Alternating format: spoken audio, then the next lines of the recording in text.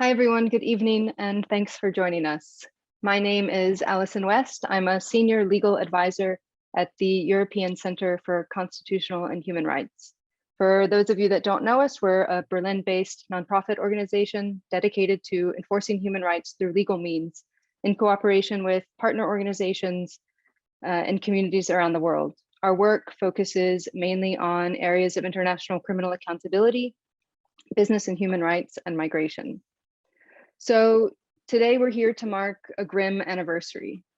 Today, the 11th of January, 2022, marks 20 years since the first group of Muslim men were forcibly transferred to the US Naval Station at Guantanamo Bay as detainees in the US's so-called War on Terror. Over the last 2 decades, 780 men in total have been detained at Guantanamo. 732 have been completely cleared and released.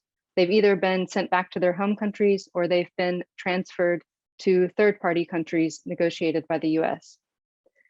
9 have died in custody at Guantanamo, and today 39 men remain imprisoned, at least 12 of whom have already been cleared for release, but they still remain there. Everyone detained at Guantanamo has suffered from systematic abuse and torture.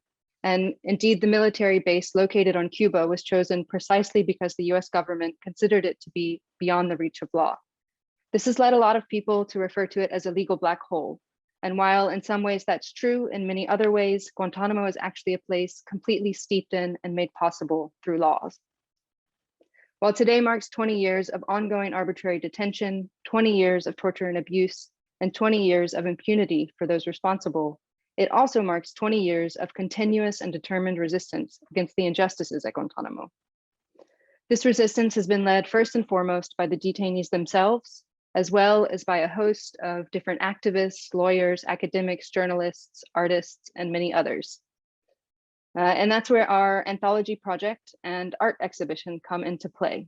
As a way to mark this grim 20-year milestone, we reached out to a lot of different people who have fought against, worked within, or been held captive at Guantanamo. And we asked them to share with us their personal reflections and stories from their experience over these last 2 decades. The result is the anthology, which is a mixture of approximately 40 different written pieces and interviews and artistic contributions. The first section addresses life at and after Guantanamo, and it features the voices of current and former detainees. In addition to written contributions, there are also 4 additional detainees who contributed artwork, which is displayed in many exhibitions spread throughout the anthology. The second and third sections deal with legal struggles against Guantanamo. The first of those focuses on defending Guantanamo detainees in US courts, and the other one on transnational legal action against Guantanamo. The fourth section reflects on some of Guantanamo's living legacies and the enduring impacts it has in the here and now. These pieces touch on issues as diverse as drones to Black Lives Matter, from rampant Islamophobia to evolving terrorism frameworks and domestic legal systems around the world. And finally, the very last section introduces the different artists and artwork featured in our Guantanamo Images and Imaginaries project, which we carried out in conjunction with the anthology. For this project, we interviewed and made videos with 5 different artists, highlighting their diverse engagements with Guantanamo over the last 20 years, in mediums that range from comics journalism to photography, illustration and courtroom sketching, to even a speculative museum, as well as painting and other forms of detainee art. Both the anthology and the art videos can be found on our website, and it's our sincere hope that they will help contribute to shaping the memory and the conversation around Guantanamo and its legacies in the years to come. Today, for this launch event, I'm really pleased that we have with us 3 of the anthology contributors to talk with us about the 20-year anniversary of Guantanamo's opening and the ongoing struggle to close the prison and secure redress and accountability. I'd like to just introduce them to you now. First, we have Mohamedou Ould-Slahi. He is a writer and a producer who was detained at Guantanamo for 14 years without charge. His memoir, Guantanamo Diary, was published in 2015 and has since been adapted into the 2021 feature film, The Mauritanian. We also have Catherine Gallagher, who's a senior staff attorney at the Center for Constitutional Rights in New York, where she works on universal jurisdiction and international criminal law cases, often involving responsibility for torture and other war crimes by US and foreign officials, as well as civil actions involving private military corporations and torture at Abu Ghraib. We also have Wolfgang Kalik, who's the founder and general secretary of ECCHR. His work on Guantanamo began several years before ECCHR's founding, when together with partners from CCR in New York, he filed a criminal complaint in Germany against Donald Rumsfeld and other architects of the US torture program, using the principle of universal jurisdiction and the German Code of Crimes Against International Law. He and ECCHR have continued to work on cases related to Guantanamo and the broader US torture program, both in Germany and other European countries ever since. So welcome to all the speakers, and just I think how we're going to proceed, I'd love to ask you a couple of questions individually, starting with Mohamedou, and then after that I would open it up with some questions posed to all of you. And it's a short event, so I'm not sure if we're going to have time for audience questions. I hope that we do. So please, to those of you in attendance, feel free to write any questions into the chat. And if we do have time, we'll definitely get to them. So Mohamedou, if I could start with you. In our conversation that we had, the interview that you did for the anthology, you said, and I'd like to quote you here, in 100 years, we'll look back at this era the way we now look at slavery. Can you maybe tell the audience a bit more about what you meant by that, and especially the dangers that you see in using the category of terrorism as a crime? First off, thank you so much, Allison, for having me on this beautiful panel with two of my heroes, Katie and Wolfgang. And I think it's very hard, you know, in a society to break up from the crowd and say, no, I don't agree with you. I have to, because when we were brought to Guantanamo Bay, we look like the bad guys and we talk like the bad guys as the government define them. And we look scary, honestly. Look at our face, you know, and but some people chose to say, no, I don't agree with this. I need proof. I need to see those guys are bad. And the premise in which Guantanamo was open was that America said there are two kinds of human beings: those who are deserving of human rights, i.e., like American citizens, and those who are not worthy of human rights, including German citizens, including UK citizens, including European citizens who just went along with all of this, you know, craziness. And this is fascism, you know, when you say that some human beings deserve due process and some don't deserve due process. And I hate, like, you know, this whole concept of Schadenfreude. But now when, like, I hear American citizens complaining about, you know, their privacy being violated in airports, because now in airports, they can ask you, give me your telephone, and they can see everything on your phone. And I said, because you accepted back then, by and large, that people like me, because the way we look and the background, the place of birth, you just turn the blind eye on this, like, government atrocities, like killing people outside the law. And I remember the last day, the day of my kidnapping, you know, those two cops came to our home. They were in civilian clothes, mukhabarat. Even the name itself is scary, you know. And they came, they said, you need to come with us. There is no, you know, there is no, there is no like due process. They didn't come. They said, we have a search warrant, an arrest warrant, nothing. You know, just because they received their marching order from some American bureaucrat, I have to be sacrificed. And I could see the fear in my mother's eyes. I never understood it, you know, before I had my own child. but that kind of fear that sits so deep. And then I was telling her I will come back, and I would see her in the mirror. And then as she was frantically praying, I never knew that I would never see my mother again, you know? And this kind of, like you put it beautifully, Allison, 20 years of complete, you know, unaccountability, you know, there is no one, you know, was held accountable, not one single person. You know, I watch it and I laugh because this is like a very dark comedy. People who are punished in the US, people who expose the atrocities.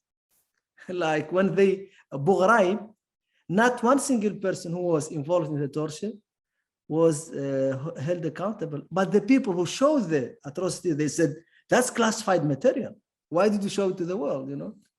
And this is just making, you know, and I don't think that this is sustainable in the long run, that because you are born in the Middle East or in Africa, you don't deserve to be treated with the human rights. And this is my mission, to say I'm not accepting this. I'm not accepting any type of violence, whether it's coming from the extremists or even much worse when it comes from the government. Thanks a lot for sharing that, Mohamedou. The next question I have for you takes a somewhat different direction. You spent 14 years detained and tortured by the US without having ever been charged or tried. You're free now, but along with many other former detainees, you still face significant challenges as a result of your detention, whether it's health problems to travel restrictions. And I was wondering if you can talk a little bit more about the challenges of life after Guantánamo, and maybe what could also be done to better support detainees after release.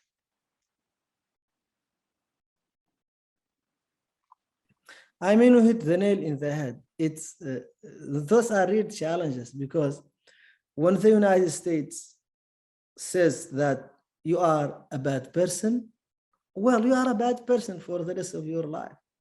And there is no challenging that. You know, we were talking about, you know, Wolfgang said that he watched the documentary In Search of Monsters.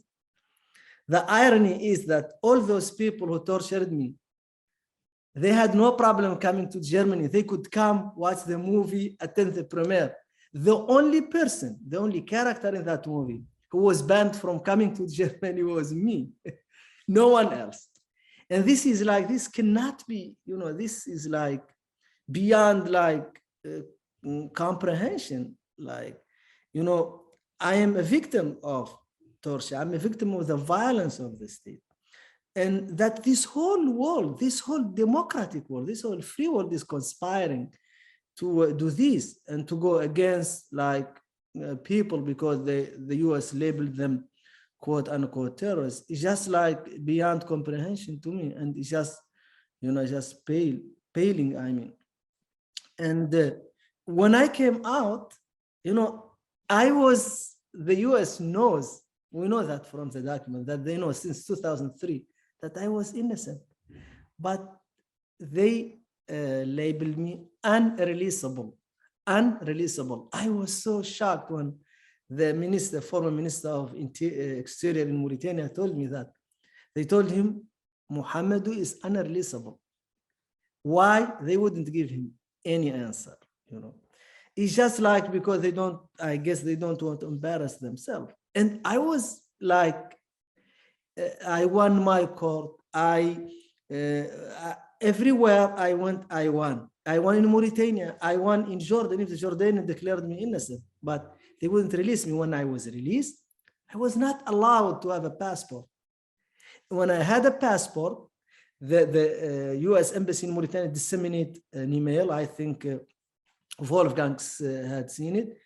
And they said to Germany, do not give him a visa. And Germany obediently followed these orders. But I'm fighting. And because of people like you guys, you know, who are fighting for those who cannot fight, you know, because of that, we are bringing this to the front and to the light. And I'm privileged because I have a big mouth. and I can somehow write and I speak languages, but there are people who are completely silenced. To this day, they have no documents, let alone freedom of travel. And for those I'm speaking to, I'm speaking also for Gul Rahman. Gul Rahman died in the cold room I described in my book, and I'm speaking for Daliwar. Daliwar died. He couldn't take the beating of the guy who broke my ribs. He died. The next day they came to him, he was dead, And God bless you guys. I don't want to talk so much because I'm here to listen more.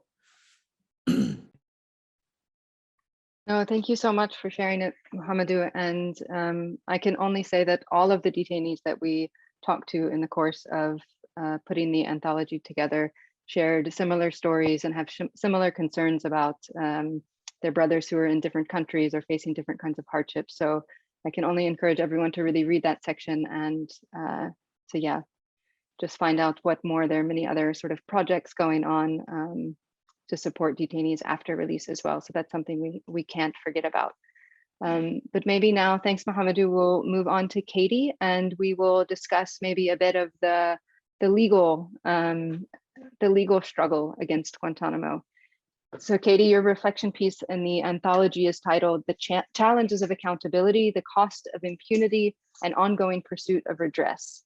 And the Center for Constitutional Rights, where you work, was one of the first organizations to use the law as a means to challenge Guantanamo and other manifestations of the post 9/11 US policies and practices using US courts and law.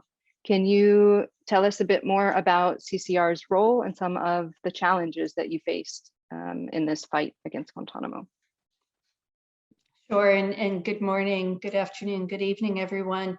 Allison, I want to say a special thank you to you for your work on putting together this really important anthology. And Wolfgang, for your work, your leadership work in the accountability field. And Mohamedou, it's truly an honor to be with you and the deepest appreciation that you keep speaking out. We are marking a very dark day today, the 20th anniversary, with 39 men still in Guantanamo, and your voice helps to fill the void when their voices cannot yet be heard. So really, thank you. This is not easy work to go back to that place and speak about Guantanamo, so deep appreciation.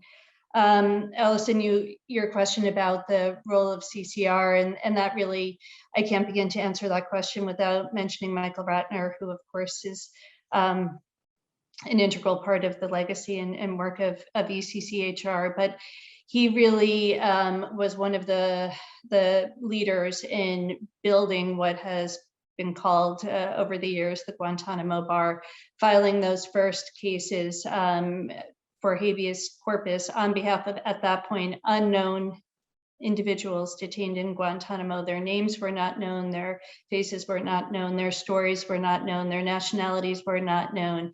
The one thing that was believed was not that they were terrorists, but that they were Muslim men and boys, as we learned. Guantanamo is a place that has targeted Muslim men and boys. It is a symbol of othering, of lawlessness, of cruelty that has gone through the zone, the lens of Islamophobia. And I think that that's really important to acknowledge and call out from the start.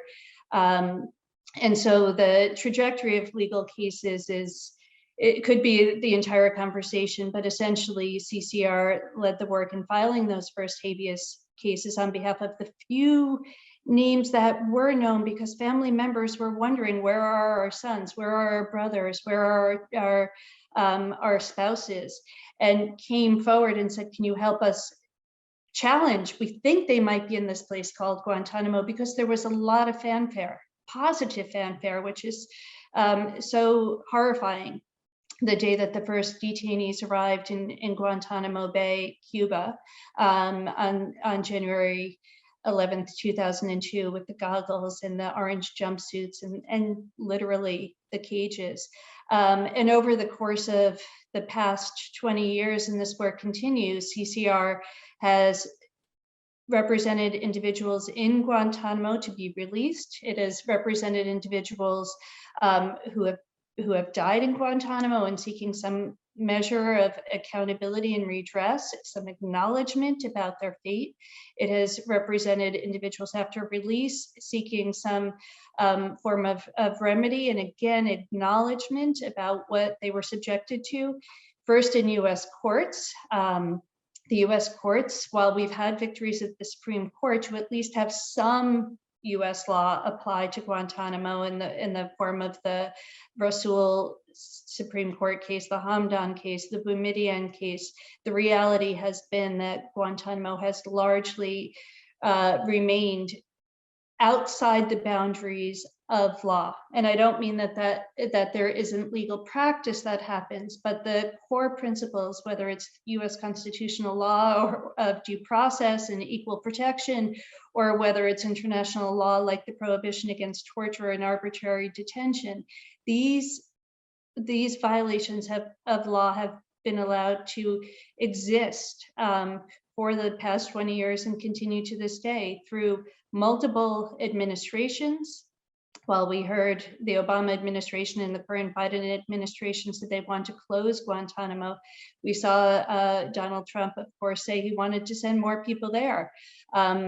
Thankfully, that generally did not happen, but we don't even know yet the legacy of his lawlessness and the impact of Guantanamo. But the core work that CCR did was demonstrating leadership, in my opinion, that you need to use the law in all cases, never law in isolation. It has to be along with advocacy. It has to be alongside investigative journalism and ultimately alongside art and storytelling, and ideally storytelling by the individuals themselves, those most directly impacted as detainees were released. People like Mohamedou who came forward and shared their story. But I think at a time in 2002, 2003, when the so-called worst of the worst were at Guantanamo, a lot of Americans believed that. A lot of American lawyers had no interest and in fact were opposed to trying to represent these so-called terrorists. And what Michael Ratner and others in those early years demonstrated was leadership. We put forward a blueprint on legal actions to take, how to file habeas cases, and have consistently through these 20 years really shown leadership in continuing to bring different kinds of challenges to detention through the ARBs, PRBs, military commissions, all the configurations that have happened, including also continuing to file habeas challenges. But I think really the legacy for me is leadership that should be a model in times of crisis, in times of deep othering, that the role of the lawyer is to step forward and challenge power. I think that was definitely such an important thing to happen at that time, and thanks so much for telling us about it. It doesn't necessarily mean that those efforts were successful in a legal sense, and I think there's a lot of the pieces in the anthology that explore that tension. So I really encourage people to read that section as well to get into some of those details. But for now, Katie, I would really love if you can also tell us a bit about, at some point, CCR also made a decision to sort of expand the legal struggle for rights and accountability from domestic courts in the US to the international arena as well. So could you tell us, I think that's a lot of your work specifically, so could you tell us a bit more about that? Sure. So, as I mentioned, in those early years, we filed a range of legal actions challenging the so-called war on terror. So that also includes the Extraordinary Rendition Program or domestic roundups, and of course, Guantanamo. And we did have the victory in the Rasul case to allow lawyers to access detainees at Guantanamo and file habeas corpus actions to try and have them released. And at that same time, once we started having contact with detainees and hearing the stories of what happened to them, we started to file actions in US courts seeking some remedy. You know, there were clear violations of domestic and international law. There were acts of torture, lengthy periods of torture, arbitrary detention, so clear violations of basic fundamental human rights and basic constitutional norms.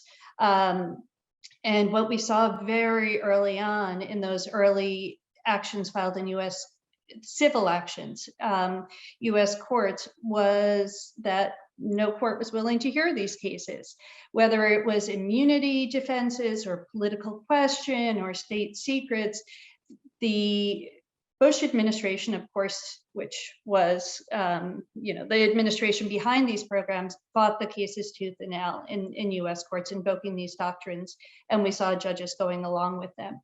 That resistance to accountability, I need to say, continued through the Obama administration, the Trump administration, and up to this day with the Biden-Harris administration.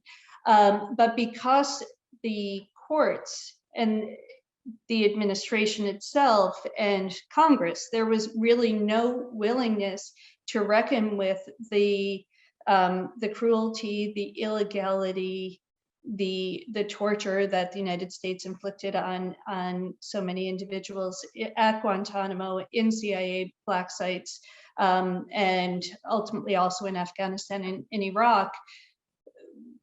CCR, along with other international lawyers, looked elsewhere. And here I have to cite another long-term friend and founding influence of ECCHR, Peter Weiss. Peter has been on CCR's board for many decades, and he himself had helped to bring the use of international law to CCR in the late 70s, early 80s. So throughout much of our existence, we're 56 years old now, I think. CCR has recognized that US policies, you know, the domestic and the foreign are often overlapping, and likewise, law is overlapping. The norms that theoretically exist in the United States are very much reflected in international human rights instruments. And the United States, to the extent it has undertaken obligations under international law, that those obligations should be enforced at home. So that is something that CCR has historically done for decades, to try and enforce those norms at home. And we had success doing that in the 80s and 90s, when we were trying to hold non-US citizens accountable, the other accountable, dictators, authoritarians. Increasingly, we had some success around corporations. But what we saw is when it came to the United States holding US officials accountable, US courts were unwilling. So working with lawyers like Wolfgang, the principle of universal jurisdiction, meaning that some norms, some core principles extend everywhere, and when they are violated, they are a crime against the entire international community, and you can seek accountability, redress, a remedy elsewhere. So already by 2004, this work started, and over the course of the last 15 years, we have filed cases in Germany, in France, in Spain, and tried to file in Switzerland, in Canada. All of these actions have been to demonstrate, first of all, to put forward the facts, to explain and detail in lengthy submissions what the US torture program is. All of the complicity and support that the US enjoyed, unfortunately, from so many countries. There are over 50 countries that in one way or another helped to support the torture program, whether it was flights, you know, going over the airspace or refueling on their territory, or proxy detention in places like Jordan, or helping to pick people up like Italy or Macedonia, or sending dossiers like, you know, Germany or Canada had done. All of these countries also have some role. So there were not only, you know, no links, but there were some links in these countries that should have allowed these cases to proceed. And what we saw, unfortunately, in the area of universal jurisdiction is that countries have really been unwilling to hold US citizens accountable. We brought a case to the Committee Against Torture for Canada's failure to uphold its obligations under the Convention Against Torture when George Bush traveled there. And again, we saw even the Committee Against Torture really duck this case and punt and did not take up the case. So it's been great to see universal jurisdiction successes in the last few years when it comes to Syrians or when it comes to Rwandans or people out of the former Yugoslavia. But when it comes to US citizens, similarly to some other powerful countries, it really hits a wall. So that brought us to the court of last resort, which is the International Criminal Court.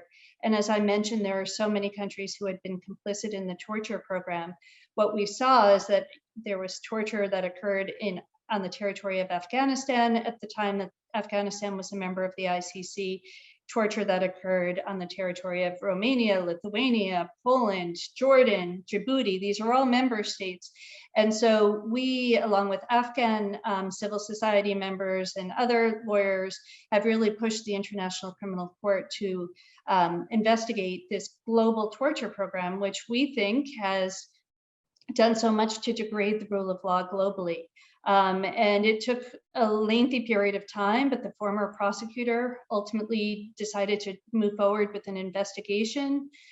Took more time, and ultimately the appeals chamber authorized the opening of that investigation in March 2020.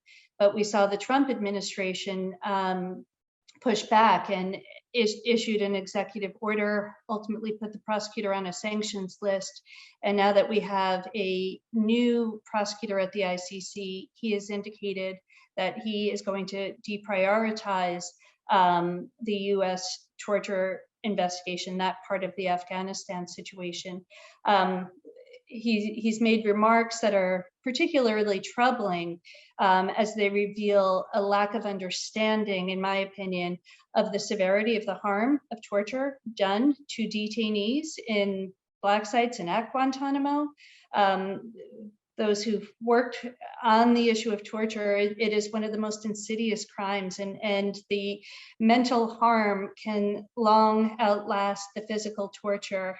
So I think it's an important crime to have some accountability for. And he also, I think, has failed to appreciate the scale of the US torture program and what that has meant globally for the rule of law. So we continue to struggle to have accountability at the ICC, but going back to where your question started, Allison, I would love to see accountability at home. But here we are 20 years out, and I think it's still unlikely that we'll see a US prosecution of the architects. Just last week, we saw Dick Cheney being lauded as, a elder statesman for showing up at the Capitol on the anniversary of the insurrection. This is an individual who's responsible for the death and injury to millions. So this is another cost of impunity, of lack of accountability where you don't have a clear history. Well, thanks for that really thorough but depressing also overview of all of the different venues around the world where we have tried to find some sort of accountability and redress. There have been a few positive notes too. Recently, Abu Zubaydah was awarded damages in a European court. So, I mean, there are very small wins, and some of those are also discussed in the anthology. And one of the questions that I'll pose to you later has to do with maybe what are the next steps forward. But at this moment, I'd love to turn to you, Wolfgang. You've also worked on a lot of these cases. And as I pointed out when I introduced you, your work as a lawyer on Guantánamo and the US torture program actually precedes the establishment of ECCHR by several years. And in many ways, it's deeply entwined with the organization's foundation and mission. Can you tell us a bit about how your work in relation to Guantánamo has evolved over the years, and also about the particular challenges involved in trying to use international law to hold powerful actors to account, even as the blatant disregard of those norms also erodes their legitimacy at the same time?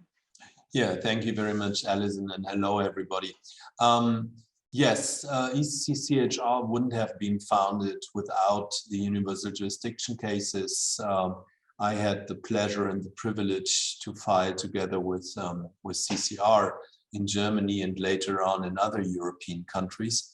And I think the most important message was not that criminal prosecution was not opened in Germany, and neither in Germany nor in other country, but filing this kind of cases is possible, and filing serious legal cases with prospects of winning them is possible. So I would consider our 2004-2006 Rumsfeld cases and also the following cases as icebreaker cases, because there is a long tradition of Western human rights organizations to present themselves as the saviors and not to talk and not to litigate the crimes of the Western and of powerful actors.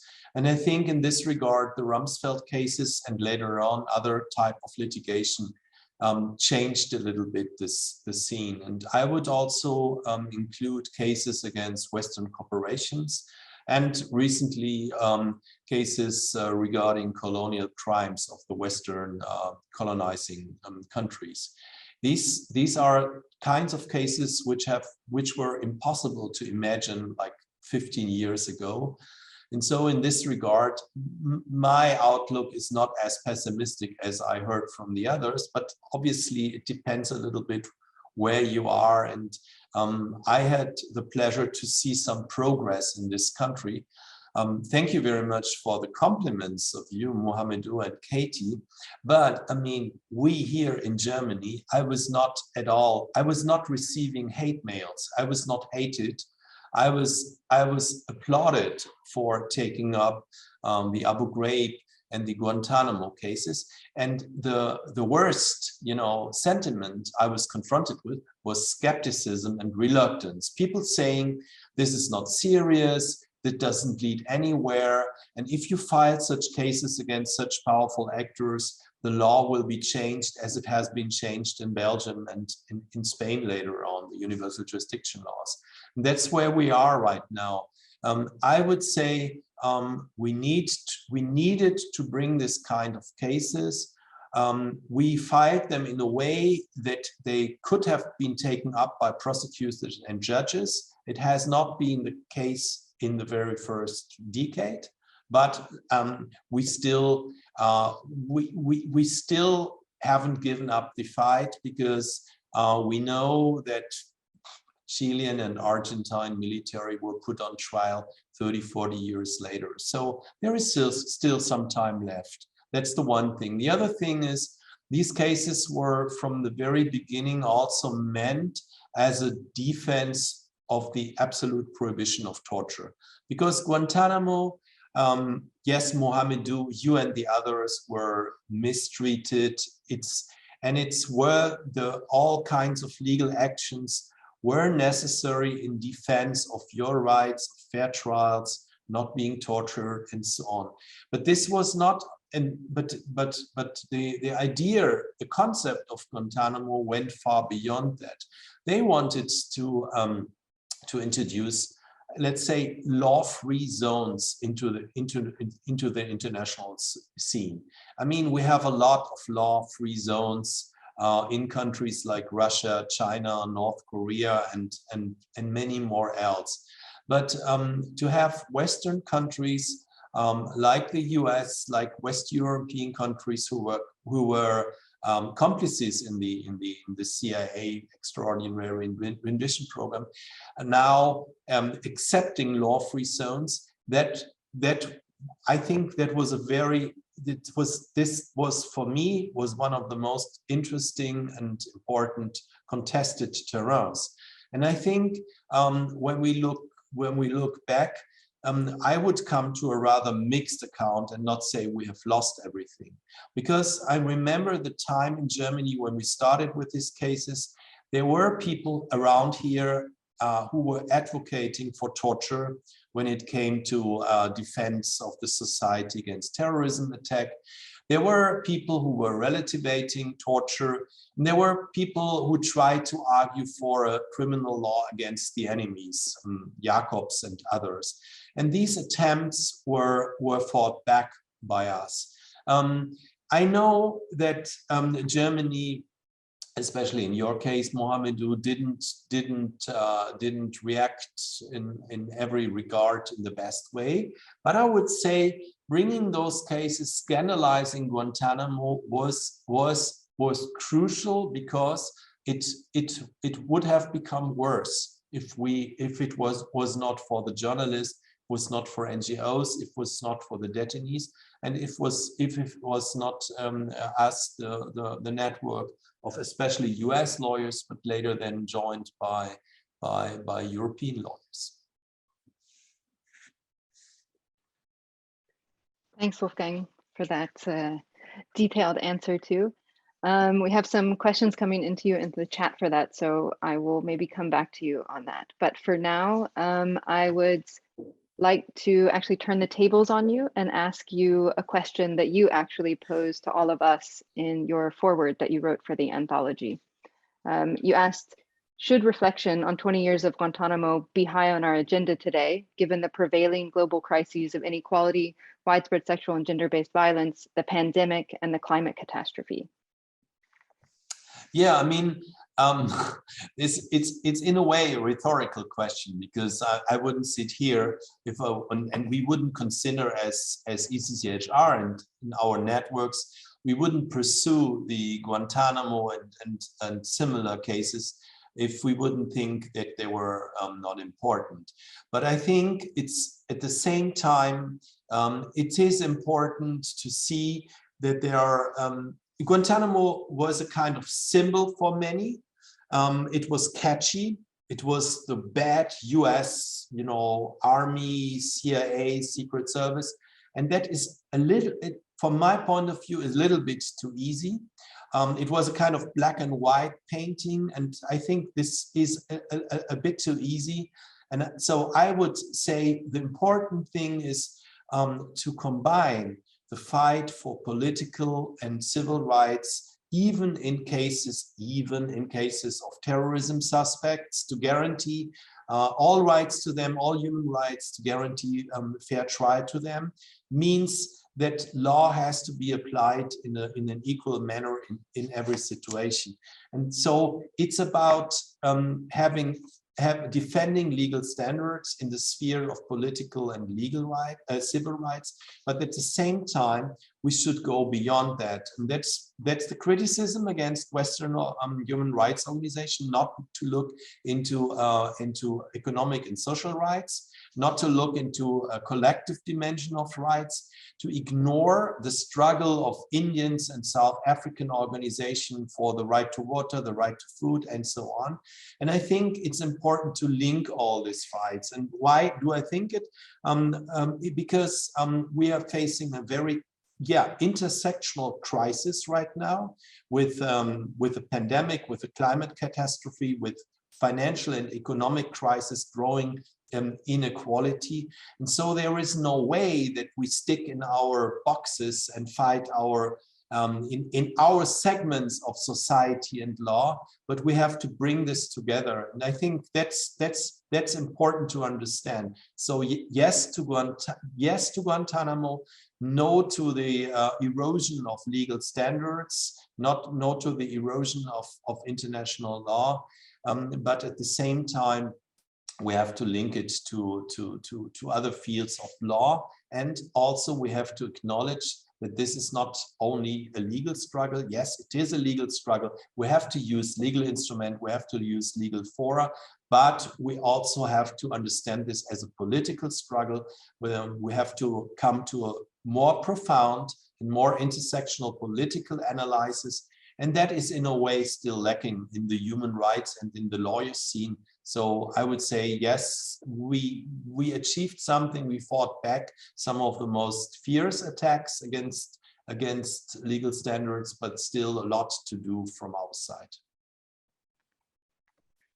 Great, thanks. Yes, still definitely a lot to do. And as you pointed out, Guantanamo is just one of many other crises that we have to approach intersectionally. And I think that's actually a great transition to my next question, which I would now open up and pose to all of you. It's about legacies of Guantanamo in other spheres. So many of the contributors to the anthology were really quick to point out that Guantanamo's influence stretches well beyond Guantanamo itself. So I'm interested in your opinion, how have Guantanamo and other similar manifestations of post 9/11 US policies shaped the world that we live in today? What are some of those legacies that stand out for you? And what are the implications that you see both in the present or for the future? Mohamedou, do you want to maybe go first? Yeah, sure. I'm just enjoying the conversation, honestly. Sitting back and learning from the best lawyers. So why does Guantanamo Bay matters? Guantanamo Bay is not the only place where human rights violations take place. Human rights violations are almost the rule from my part of the world, i.e. Africa for the most part, and the Middle East. But Guantanamo is so important because we think that after World War II, the West found that the best way to avoid war and provide human beings with dignity is democracy. And the United States happens to be the leader of the free world. And for the United States to say very clearly that democracy does not work in actions, not in words, because as they say in America, what you do is so loud, I can't hear what you say. Because when America says, we don't need democracy if we fight terrorism, we need democracy, that's a symbol. I tell you a story that happened to me in 2012. I was in Camp 5. It was a hurricane. During a hurricane, they moved me to Camp 5. And they allowed us then to watch certain news channel. I couldn't see, but I heard Hillary Clinton championing human rights in China and celebrating the release of this very known human rights lawyer, blind Gwen. And she was saying, you know, Hillary Clinton is really good. She talks very well. And I really love that. I appreciate that. And she was saying something like, China needs to respect human rights. They need to follow the rule of law. I was like, what? Is she really serious? I am here in Guantanamo Bay. Why don't you just release me? Because you don't need to jeopardize any relationship. You don't need to jeopardize diplomatic and economical gains from China. You just release me and you show the world that you respect human rights. And this makes a mockery of the concept of human rights or countries trying to defend human rights. Even now today, in China, this ethnic cleansing that is happening on a very big scale, we don't know because we don't have access, but from the reporting. And China goes back to the United States, they told them, those are bad Muslims. We do to them exactly as we did in Guantanamo Bay. That's why Guantanamo Bay matters, because our hope in the Middle East, our hope in Africa is to follow this Western model of democracy, where the police cannot arrest you without due process, you know? And, you know, if we say either security or law, this is a hell of a choice. You know, this is a hell of a choice. And I'm going to say this, you know, I don't think philosophically that terrorism can be a crime in a democracy, because terrorism is abused first. This was God-given, you know, so it's like sent from heaven to the dictators everywhere in the world when America opened Guantanamo Bay, because now no one can punish them. No one can seriously make a case of the Western world defending democracy. And I say this because I love American people. I think American people, by and large, are good people, and they don't deserve Guantanamo Bay. Guantanamo Bay should be closed, and we should show our children this was our past, just like we did with slavery. We don't do this anymore because this was wrong. Thanks, Mohamedou. Those were two really excellent examples of how the legacies of Guantanamo are showing up today. Katie, Wolfgang, do you have anything to add? Sure. I can go next. And it's interesting because when Wolfgang was speaking, you were saying Guantanamo was, and what's amazing and horrifying is Guantanamo is. You know, we are at the 20-year mark today, and there are still people there. And the underlying principles of arbitrary detention and othering and torture are still there. What isn't there is the outrage. It's become normalized. And I think that's one of the challenges of kind of unpacking what Guantanamo is.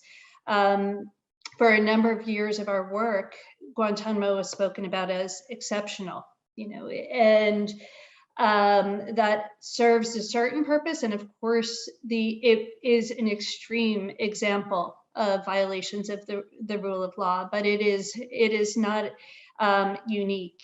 And when we look back at even how the work at CCR started, it was the lawyers and advocates who work on our government misconduct docket who started that work.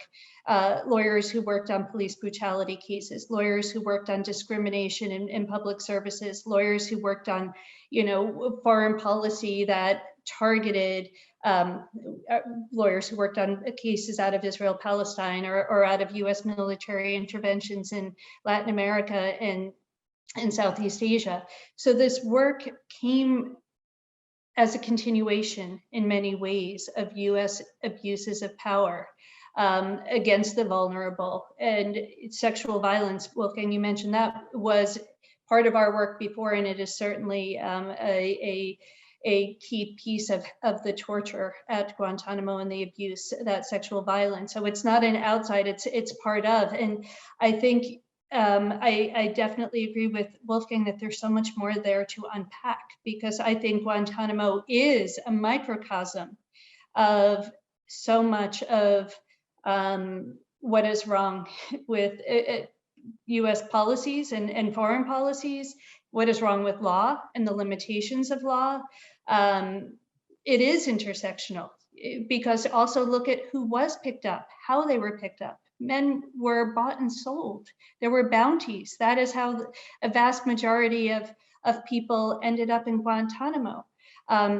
So that goes on two sides. It was the suspicion of people, or the opportunity to point a finger at a neighbor you didn't like, but it was also because of the extreme financial precarity of communities.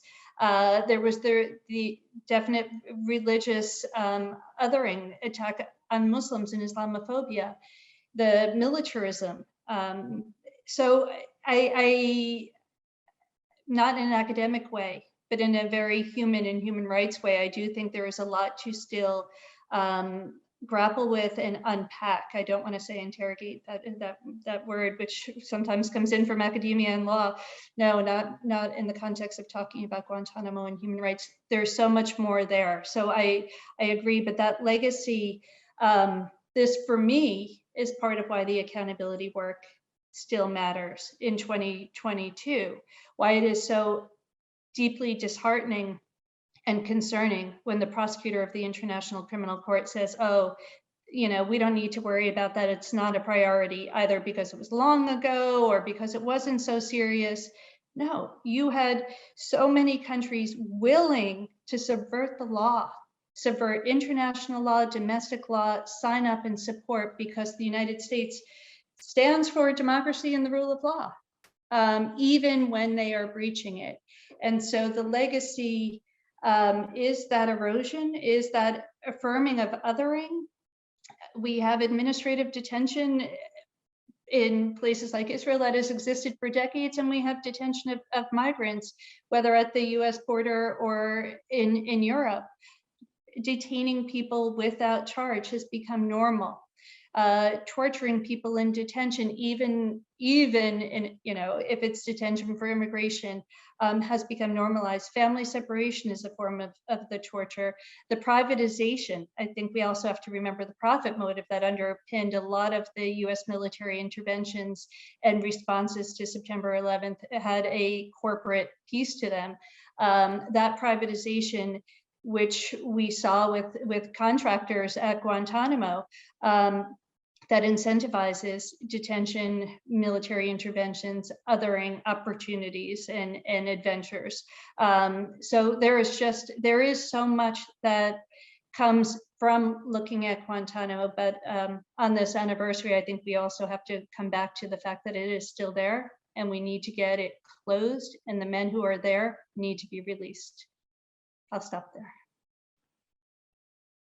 Thanks, Katie. And Wolfgang, I'm just cognizant of the time now, but maybe if you want to say something about legacies, or I would ask you all to maybe briefly give a final comment. My last question was about what can and should justice and accountability for Guantánamo still look like? What are the sort of next steps in this ongoing struggle?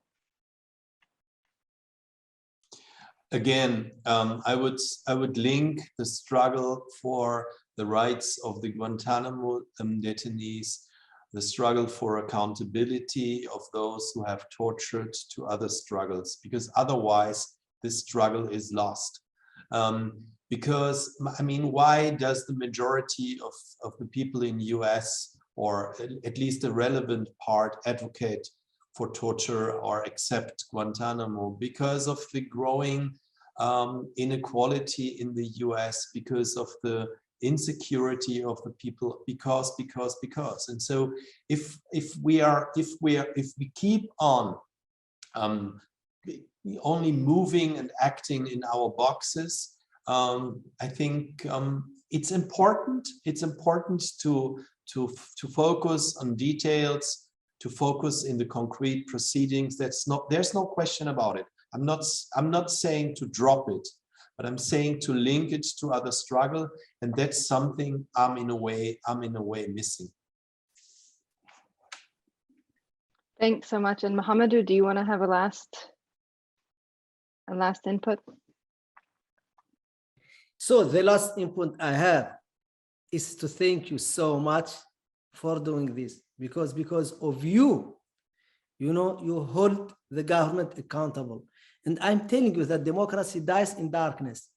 And just like shedding a little bit of light, just like even bringing case, just to make a stunt, that is good, because they don't want people to know what they're doing.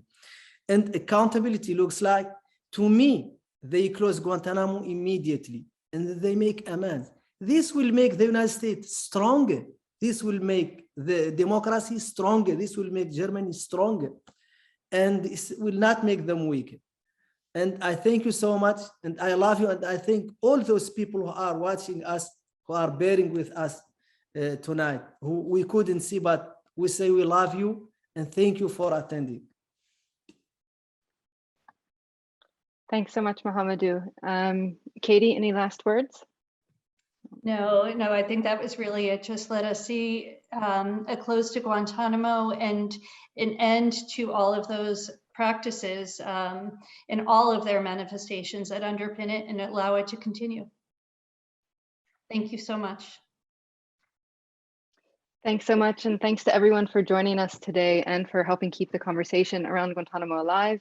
As we move into this 20th year of the prison's operation, it's so important that we remind people that it is ongoing, as we've just said, that it's not some distant historical episode, but that it's still ongoing today, both at Guantánamo itself and in the many other reverberations in society and interconnected struggles that are linked to it around the world.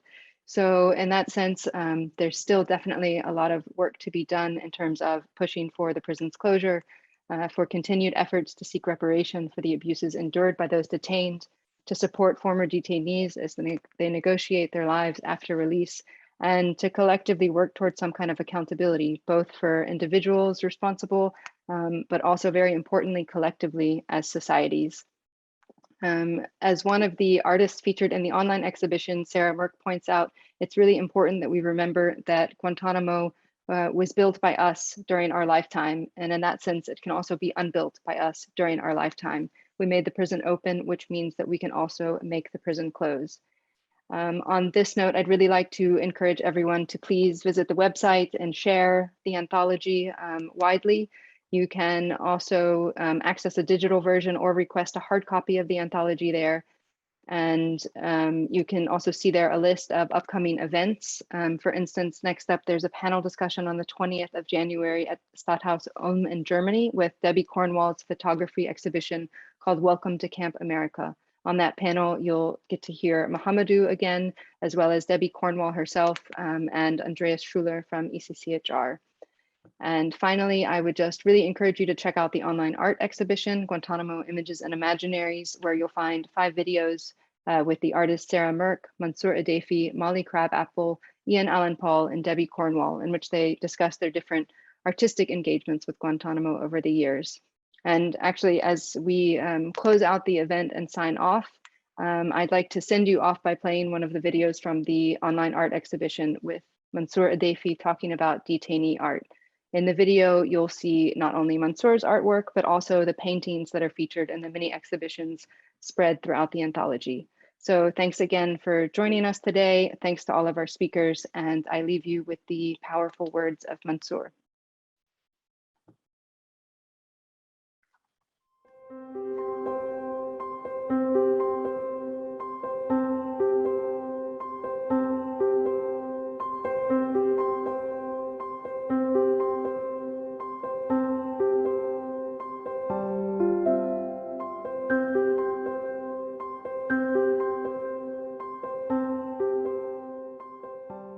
Let us buckle up and fly to Guantanamo.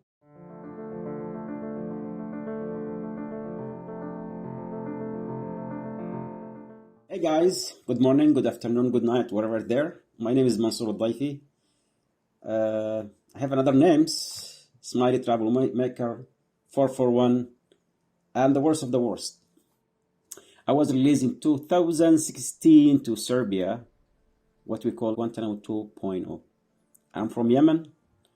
Now I am from nowhere. Imagine around 800 men, different background, 50 nationality, 20 languages, all kind of people, all kind of different mindset, beautiful diversity. We become part of each other life. So our culture, our languages, our talents, everything gets mixed together. I call it the beautiful Guantanamo. Art born from the ordeal at Guantanamo. It was part of us, part of our life, of who we are. Started with the singing, poets, some of the brothers who have like a talent of poetry. Their poems, it came like a stroke. They need to get it out.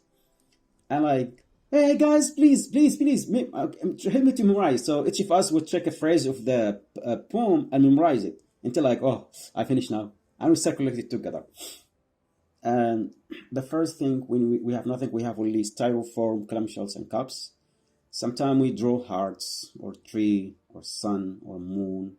So started is like really hunger for art, for writing. I mean, the things that people take it for granted every single day. Just holding a pen, it was like, you feel like you are free now.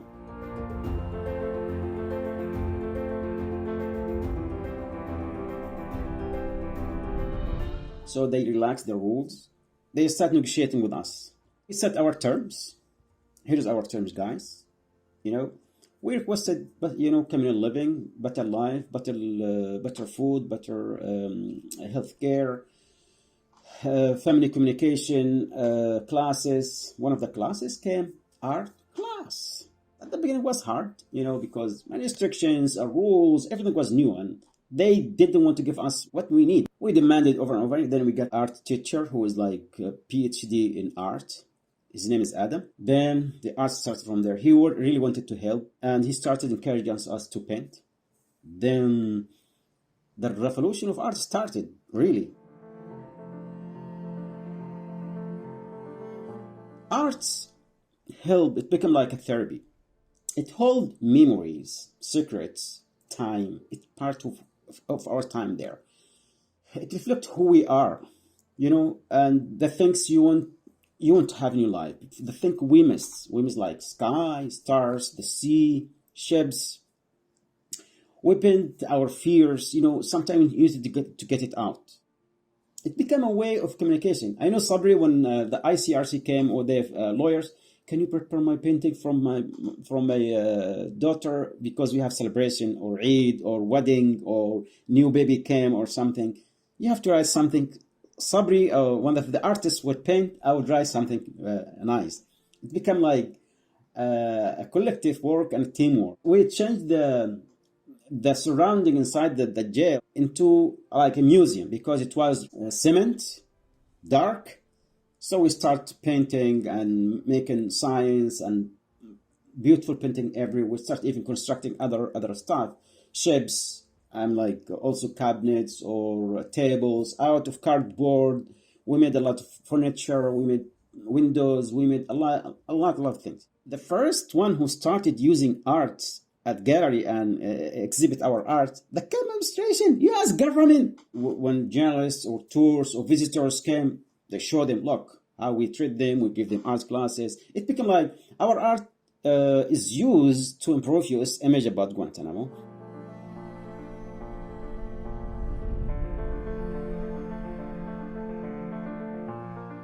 When we exhibited, that was going to happen. We are going to exhibit our art to the world. No, when you do it, because, as a Muslim, by default, you are a terrorist. And any act of you, it's like terrorism. When you paint, you are not in jail, you are not shackled, you are not being chained to the floor. You are inside your painting. Imagine you live for those years and years in solitary confinement, torture, abuses, totally disconnected from the world, from your family, from everyone. What makes you as a person, each of us, is our memories. If someone take that memories, it become like a shell. So when people start painting, they started find a way to escape out of Guantanamo, to go back to the previous life, to themselves. So art helped us to connect to ourselves first and connect to the world outside. So now I'm fighting for the freedom of my brothers at Guantanamo. I'm fighting for the freedom of our art from Guantanamo, because art is just like us, a living being. And maybe it will die, but the art will continue living as witness about that place and about us all.